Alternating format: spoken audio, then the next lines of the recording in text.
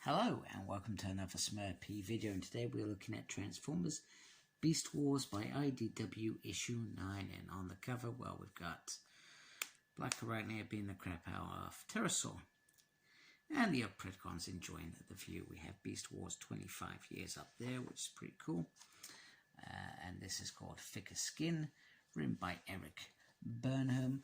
Josh Burcham is on the art, and the letters are done by Jake. We then get a previously on Beast Wars, not X-Men. God, that's good.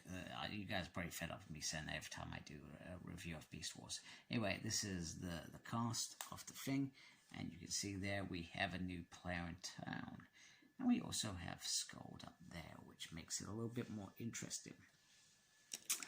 So first of all, we get Megatron discussing about Tarantula's plan and how is it joyous that they are expanding their team, which is kudos for them. They are getting a bigger team in the dark side. Sorry, you can't see that in the dark side. The dark side. What are we, Star Wars? Just adjust my camera a little bit. And then they just start talking about how not all pods are going to be our side. And Megatron pretty much says, well, you know what? They're too scared to come out, the Maximals, and this will only make us stronger, and we can eventually get to a point where we could just put somebody there just to shoot the crap out of their shields, and then we will destroy them. And Pterosaur mentions about going back before and just destroying them, and then Megatron talks about the dangers of past. Now we know in the show, I hope you've all watched the show anyway, in season 2, at the end of it, that big finale, he goes and does exactly that. So does he get that idea from Pterosaur at this point? Which is interesting. And then they start talking about, oh no, wait a minute, he's winding up. Is he winding up like right now? Oh no, the discussion is, why did you, so the idea is that Pterosaur will go off and scout because he can fly, etc. And then he makes a comment, well, the world's massive, and Black Arachnia makes a point of, oh, it's only going to be 500 whatever from the maximum. So she's like, well, why did you do that? So then she goes and beats the crap out of him and says, well, that was the ship I was on, that was the decision I had to make, and that's what I did. And then Scold in the background, stuttering, etc., says, we would make a good team, why don't we do it? And she's like, no, this is a job for flyers, etc., and they will make it a thing. So anyway, Megatron says, well, amuse each other on your own time, not my time. And Scold says she wants to be alone, which Scorponok refers to, you never want to be alone. So clearly there is something going on there. So she goes off and starts getting low on energy, but apparently if she goes into her beast mode and consumes food, etc., she can recharge that into energy, which is pretty cool. And then while she's down there, she finds a pod. And upon opening the pod, we get Razor Beast, which is pretty cool. Who calls her friend. And now this is I guess the exciting bit for me. We finally get the Valk back into this. I don't think they've been seen since that first issue, or first few issues, and they were only probably on one page then. So they're back again, and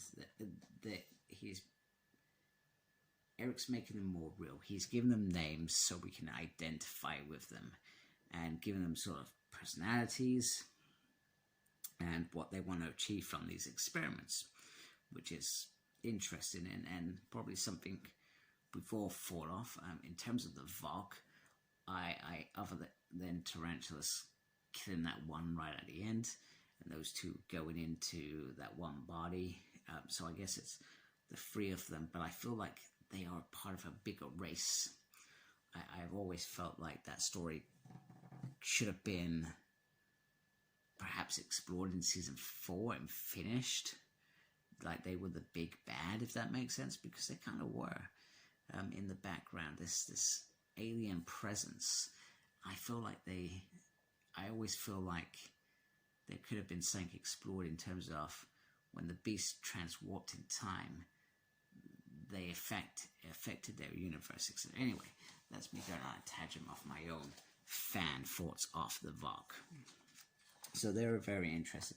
Anyway, one comes to the conclusion that we will use an experiment, a pack of iron wolves.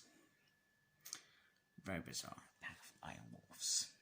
Okay, we're on Earth, remember, prehistoric. Just after prehistoric Earth, so this is where animals are starting to evolve, and we've got iron wolves. So this bit I'm not entirely a fan of, but I guess the way that I need to look at it is that these VOC put these iron wolves on this planet as part of an experiment. That's the only way I can look at it and be comfortable with that explanation. Meanwhile, there's, I guess the way they describe when they come out pods, they look at their first person as sort of a family member, a mentor.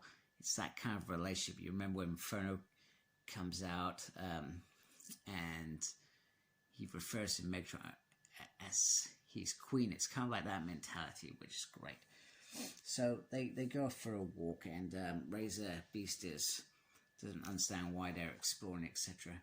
And then we get a bit of Skull's past, where we learn that she was probably bullied, really. That's what it seems like to me. However, Megatron says, and I saw the disrespect from others when you wanted to see art like you weren't good enough. So how would you like to join me? So it's a quick one-pager, says a lot, and then it moves on. Because then we get Iron Wolves. And they're attacked, and Razor Beast saves Scold. However, even though Scold comes to the rescue, with some beautiful, beautiful artwork going on here. Get my light out of the way a little bit. It comes with a price. Razor Beast is hurt. Now Scold has a decision to make. Take him back to the dark side where he knows Megatron will not accept this new beast, and Tyrannosaurus probably want to make it an experiment, or take to the Maximals, which he does. And it's in this moment that she is very clear, very confident in what she says. And Dinobot points out to her, you're not started, etc. You know, it must be that horrible environment you come from. However, Skull doesn't accept that. She says, you're cruel behind you hide behind this pretend to be good, etc. So a fantastic issue, and I'm glad that Skull's got some page time, because it was needed. You know, we know about all the elf characters. Let's see these new ones. Let's see how they tick. Let's see how they interact, because that's where they will enhance our story and our love for these other characters, etc. So anyway, the Maximals are going to strike back next month, and we got this nice explosive part 10 page. We got Maximal mailbox with some gorgeous art in there as always. Some great work. These are the other covers. So that kind of indicates that Skull was the main player. I always go with cover B. However, I do like cover R, and I am not going to get tempted by that. So anyway, hope you like my review. Let me know what you think of this series. Please comment, subscribe to my channel. I appreciate that if you like my stuff. And most importantly, take care. Embrace geekiness. Goodbye.